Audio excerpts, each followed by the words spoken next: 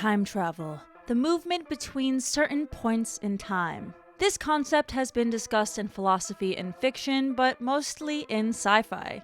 The idea of a device used for this, which is also known as a time machine, was popularized by H.G. Wells' 1895 novel, The Time Machine.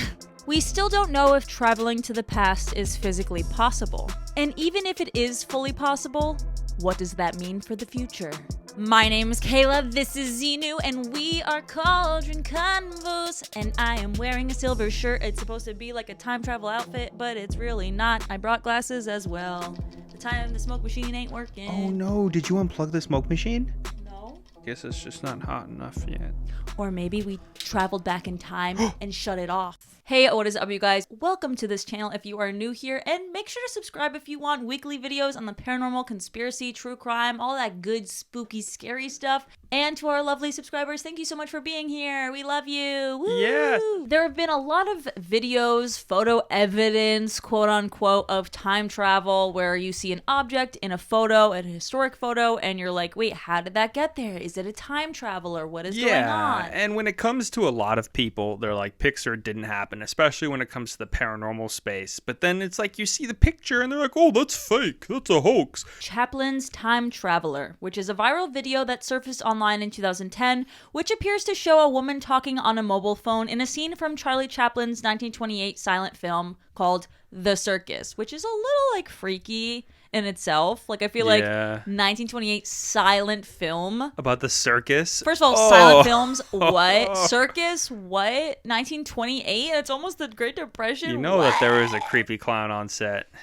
George Clark. Oh. Whoa! So he uploaded this video being like, what? There she is. What? She's talking on a BlackBerry? Just kidding. I made that up. It looks like a cell phone. It looks like a cell phone, basically. And pretty crazy, right? And people also said that her outfit in the video seems to be like out of place for the time period too. So they took both of that as evidence that she must be a time traveler. Also, like, what is she doing? Like, who is she talking to? If she's a time traveler, who is she on the phone with? Like, you can't call someone in the future. No.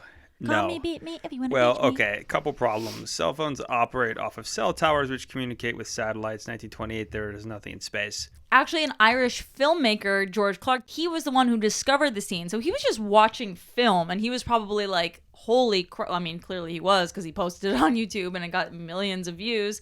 And he noted he actually shared it with 100 people at a film festival before like releasing it or whatever, and no one could explain what it could possibly be. I guess no one in the 100 people film whatever knew about, yes, the portable amplifier that was available at the time, which is a hearing. Oh my god, how did that start? That's creepy. I didn't touch anything. Uh-oh. It was Charlie the ghost Chaplin. of Charlie Chaplin. The circus. That woman. Oh, she came back in time. Or whatever. Forward in time, I guess. And people also pointed out that the clothing is actually not that different from the, clothing that they wore in the time period. It was common to wear those clothes. But still a little freaky that 100 people, imagine those 100 people seeing that. They'd be like, holy shit. He won the film festival. Yeah, it was like a scam. Another form of media, but this time a photograph from the year 1941, was pointed out in 2013 as proof of time travel. The image depicts a man dressed in what appears to be modern hipster fashion at the South Fork Bridge in Goldbridge, British Columbia's reopening. This snapshot was actually included in the Bralorne Pioneer Museum's virtual exhibit, which gave the photo an extra sense of authenticity. So because the photo came from a museum, people were like, wait, what? He looks like he's in Bushwick. It's apparent that all these other people look like they're, could fit into the olden days in the 1940s.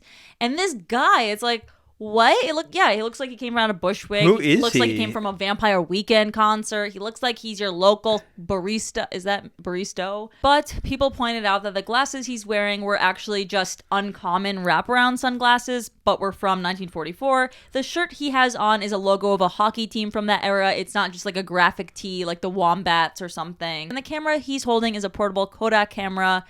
one of several types of portable Kodak cameras that were made and sold since 1941. People thought it was like, oh my god, this camera also could be from another time period. So this photo was debunked, but still kind of crazy because his clothes are far more casual than literally anyone in the photo, which I think is what made him stand out so much. He was a pioneer and he didn't even know it. He was a hipster before hipsters wore upside down crosses back in 2010 Kesha period. Or maybe that was just me. It was just me, I think. And I wasn't. I was just a sad 13-year-old girl. Similar to the hearing aid device video, the circus Charlie Chaplin silent film we just saw, there was also a claim of mobile devices in 1943. There have been various claims about the existence of mobile devices in the past, but specifically a phone from 1943 is kind of the most famous. This device was found in an archaeological excavation in Austria and resembles a modern mobile phone. So this phone went viral because it was alleged to be 800 years old. Wait, I thought it was in 1943. What am I think it was saying? founded in 1943, my friend. Oh.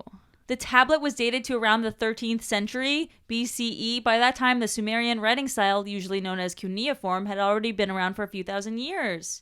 Oh my god, look! Oh, that's it's fake. That's so fake.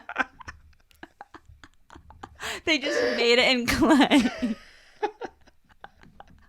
What a device like this with cuneiform writing is doing in Austria is something that no one is able to fully understand or explain. UFO hunters even pounce on the discovery as evidence of aliens visiting ancient civilizations on Earth and bringing sophisticated technology to the more primitive beings in clay form. Bitch, what? They bring a fucking Nokia. Get the fuck out of here. Wow, more than 500 newspapers reported from the so-called, quote, alien mobile phone and used the photo from a YouTube video from Paranormal Crucible. Paranormal Crucible used my photo without my permission. Here is the Daily Mail article noting, photo of a man on beach from 1943 sets Twitter alight with claims he is a time traveler because he's using a mobile phone. The photo is basically workers on an outing to a Cornish beach in World War II and was posted online in 2018. Oh, he's literally just looking at his hand.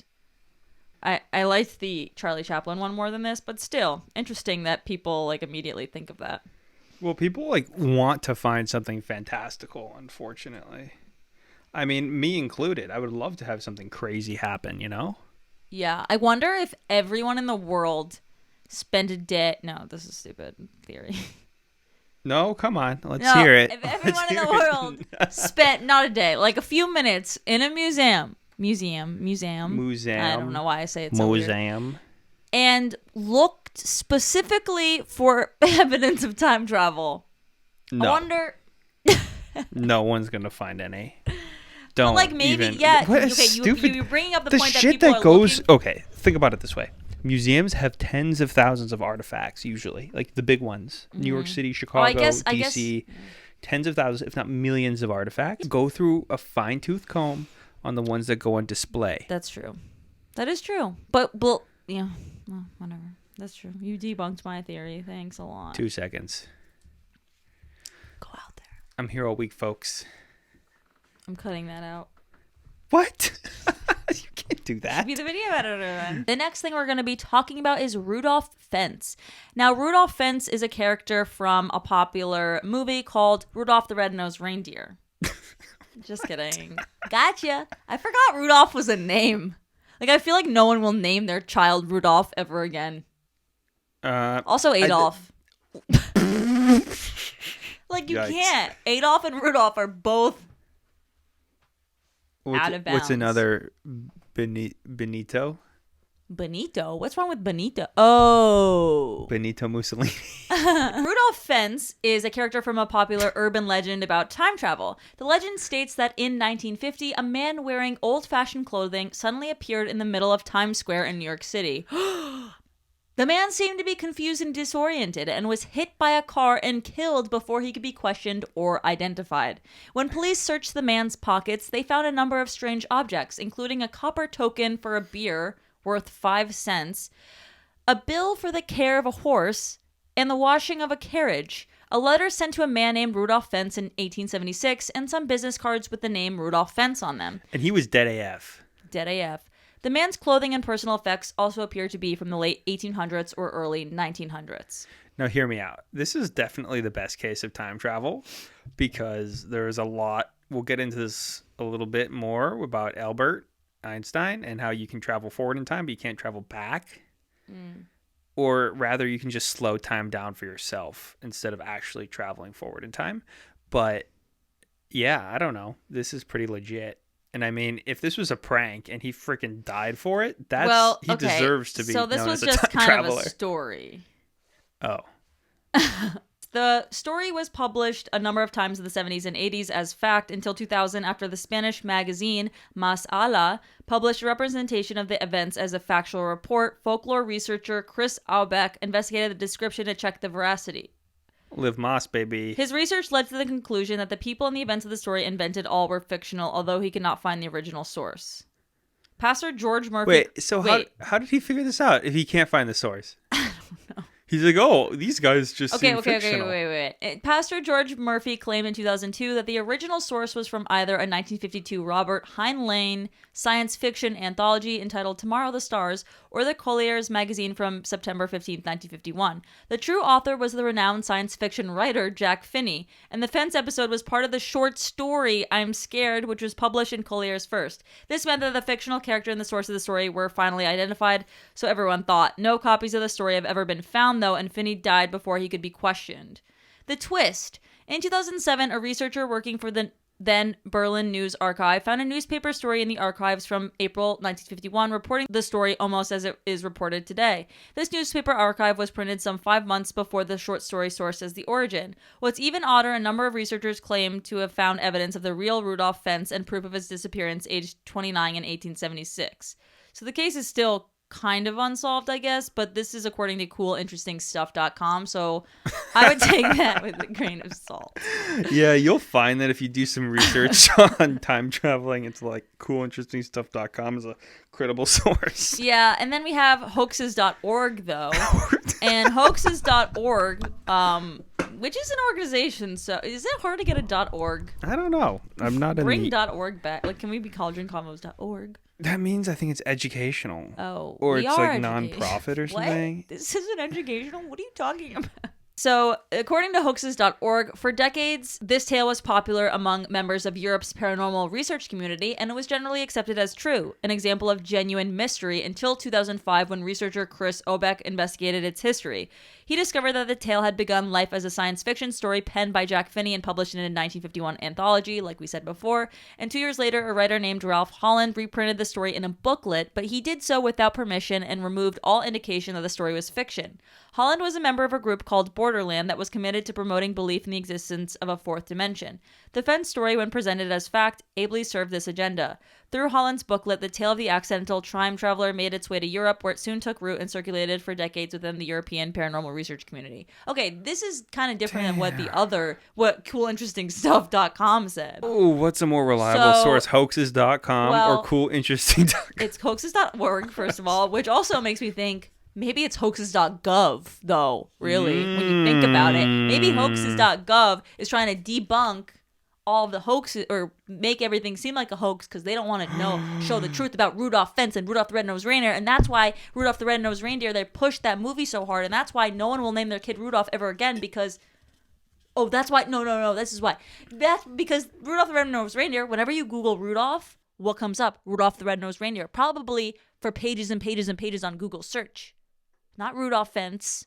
They don't want you to know about him. Cool story, right? I think it's definitely a cool story. I like the idea of it. Me too. According to the legend, the artifacts that were recovered from this man's pocket did not have age. Did not have age. That's cool. So, like, meaning... It's like a mint condition. Yeah. Those business cards? Fresh, crispy. Again, like, according to the story, if this guy was trying to trick people into thinking he's a time traveler, he deserves to be recognized as one because he freaking died for it. John Titor. Titor. John Teeter-totter. Teeter-tot. Have you ever been on a seesaw? Because I was always scared to go on one, so I never did. You were such a coward of a child. I was an only child. I didn't have anyone to just, like, push me on a seesaw. Or I had no one to be on a seesaw with. Whoa, that's getting dark. I wanted to make an invention where you can pee from my bunk bed growing up. Okay. That's disgusting. You could have used the drink funnels. Oh, like a beer bong? Only you would be like in a bunk bed, like growing up. Well, piss on your brother. Piss on the floor. No, I was trying to like think of a way I could. So this guy, John Titor, posted on multiple message boards such as the forum at the Time Travel Institute. Mind you, this was like 2000. 2000. So he claimed he was a soldier. Not a soldier. Not soldier boy. He claimed he was a soldier. Did I miss a joke here? I just kept saying soldier on accident. He claimed he was a soldier sent from 2036, which was apparently the year the computer virus wiped the world. He was watching too much porn. Ass first. John Titor. What does that have to do with porn? Because you get computer viruses. Oh, a virus! Like that kind of virus? I thought he meant a computer virus. I forgot that viruses. I'm just thinking, I'm just such a techie girl. What? John Titor noted his mission was to head back to 1975 to grab an IBM 5100 computer, which had the necessary equipment to fight the future virus. Okay, that's why I thought it was a computer virus, because why he grabbing an IBM computer? Now, why is he going back in time? I feel like computers used to be the size of buildings. I know, that's why people were like, what? But his detour to the year 2000 was simply to get a little R&R while visiting his 3-year-old self. What? I would not want to visit my 3-year-old self. Oh my god, that means we're the same age. No thanks. It's John Titor talks. That in the past. Why would you want to visit your 3-year-old self? What kind of good childhood did you have? He sounds like a priest.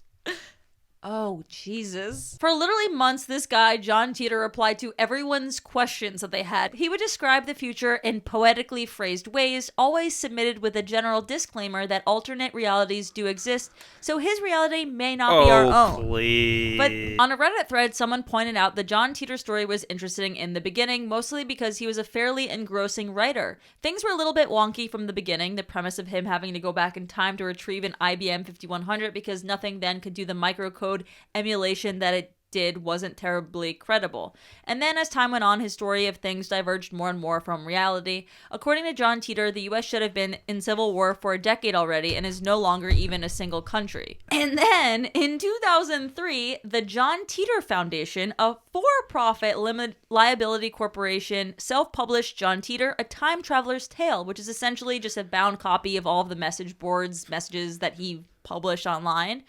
And the Italian investigative TV show, random, Voyager, took up the case in 2008. So 5 years later, hiring a private eye to locate the folks behind the LLC. Tony Vespucci's investigators. And this Tony from Pizzeria's investigators, the search led back to the aforementioned Lawrence Haber, who was listed as the company's CEO.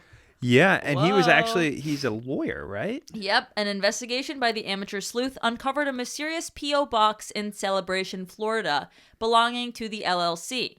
And a group of friends with some downtime between gigs at their production company checked out the P.O. box themselves but found nothing worthwhile. Celebration is near Mickey Mouse, right?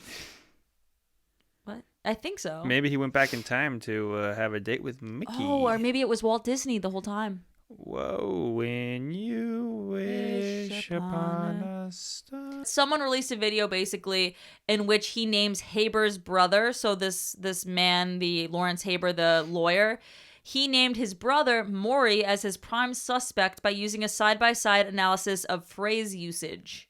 Not Maury Povich. No. It's spelled M-O-R-E-Y. That Maury. Maury. He went back in time, and you are not the father. We saw it here first. We watched this. Never mind.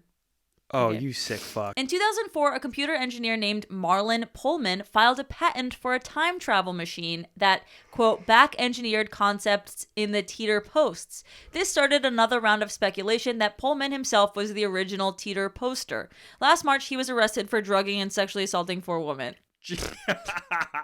That's not funny because Those women. Oh my God. No, that was just shocking. Yeah, very shocking. Titor did provide a number of technical specs regarding how time travel worked, with overly complex algorithms and grainy, hard to make out photos of his actual machine, which apparently ended up being a 1987 Chevy Suburban. He even showed off his cool futuristic military insignia. On March 24th, 2001, he offered his final piece of advice, which was, quote, bring a gas can with you when the car dies on the side of the road. Okay. And then he signed off forever. Like 9/11 or something. He signed off forever and returned home. He was never heard from again. He claimed that he had been sent back in time to retrieve an old computer that was needed to fix a computer problem in his own... A computer problem? It was a computer problem. I guess it was a computer virus. They started taking over. It's Cyber Chase. That show. Is that what Cyber Chase was about? Now, let's talk about Bob White / Tim Jones. Similar to John Titor between 2001 and 2003, two people that went by the aliases Bob White and Tim Jones sent some spam email. And in the spam email, they were essentially claiming to be time travelers stuck in 2003 or that they were seeking parts to use for their time machine. The time traveler was eventually identified as a professional spammer, Robert J. Todino, known as Robbie. Hey, Robbie, Todino. His attempt to travel in time were a serious belief, and while he believed he was perfectly mentally stable, his father was concerned that those replying to his emails had been preying on Todino's psychological problems. In his book Spam Kings, journalist Brian S. McWilliams, who had originally uncovered Todino's identity for Wired magazine, revealed that Todino had been previously diagnosed with dissociative disorder and schizophrenia, explaining the psychological problems of which his father had spoken about. That must take so much effort to do a spam email. Like, just let him do it. If he's going to all that trouble?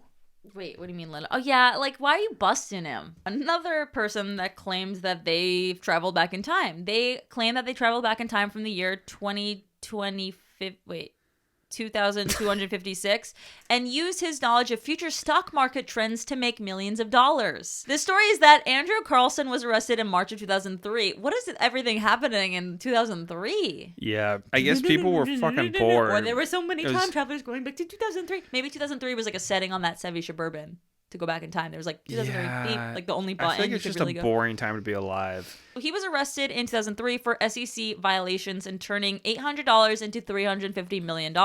After his arrest, reports suggested he confessed to being a time traveler in a 4-hour confession.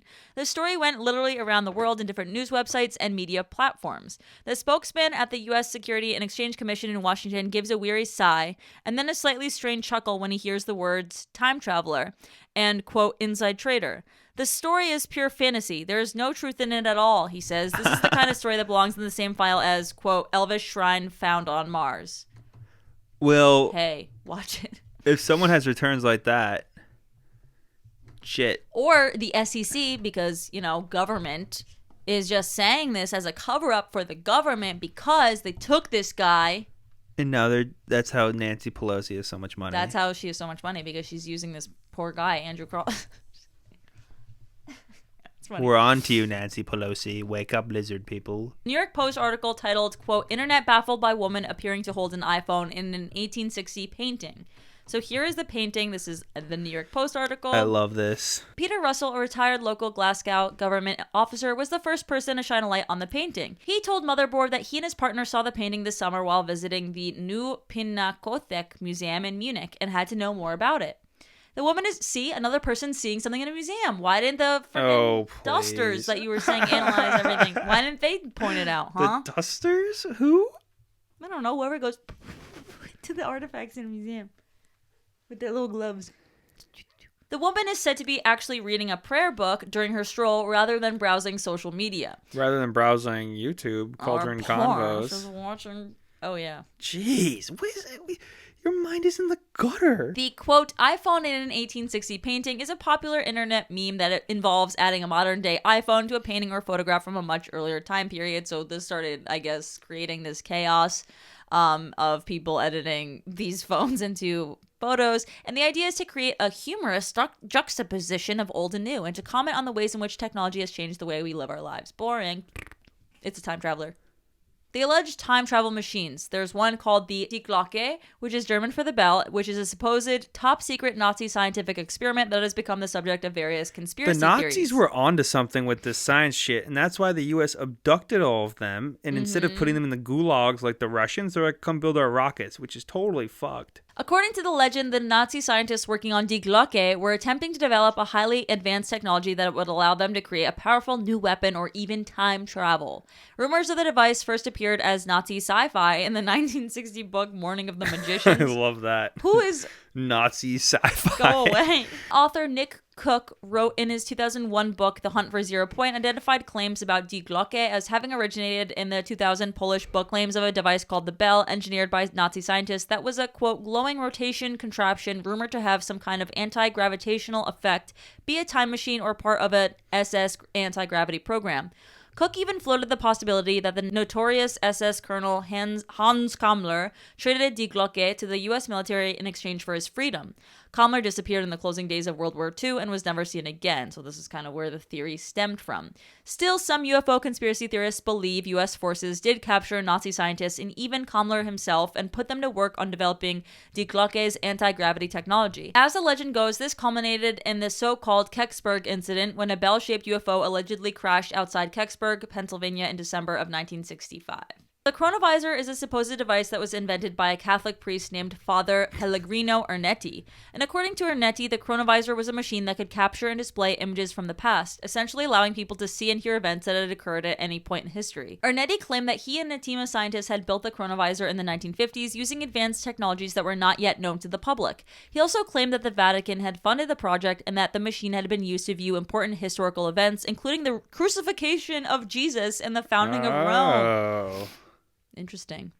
Despite the sensational claims made by Ernetti, there is no concrete evidence to support the existence of the chronovisor. Many experts have dismissed the story as a hoax. Whatever, hoax.org. The Iranian time machine. Now, this Business Insider article says that an Iranian scientist says he invented a time machine that can predict the future. This person claims that this time machine can predict the future of any individual with a 98% accuracy. The inventor was a 27-year-old named Ali Razegi, and he registered the Ariyek time-traveling machine with Iran's state-run Center for Strategic Inventions.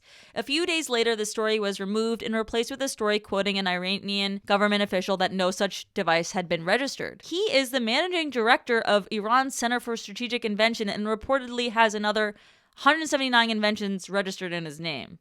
So I feel like... So you could invent 179 different types of office wheels. That? Faith's grandpa.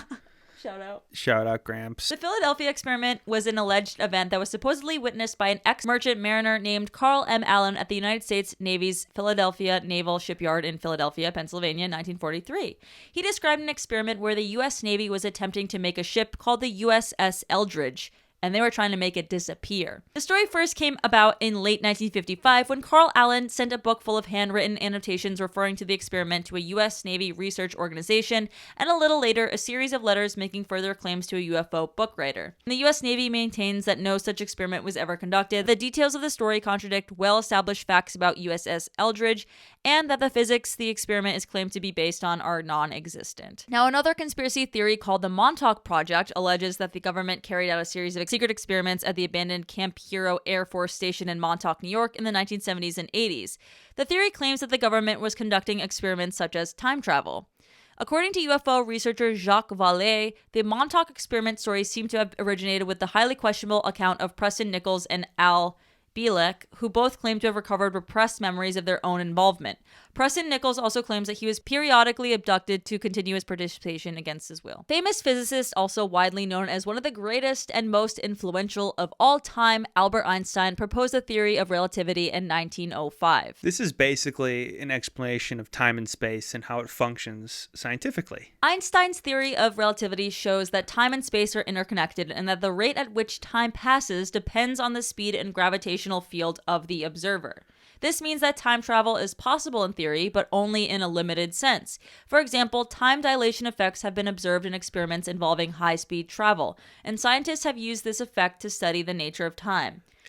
Time dilation is basically time slowing down near a larger object, especially when you're traveling at a higher rate of speed. So in theory, you can never actually travel forward in time, but you can slow down time for you.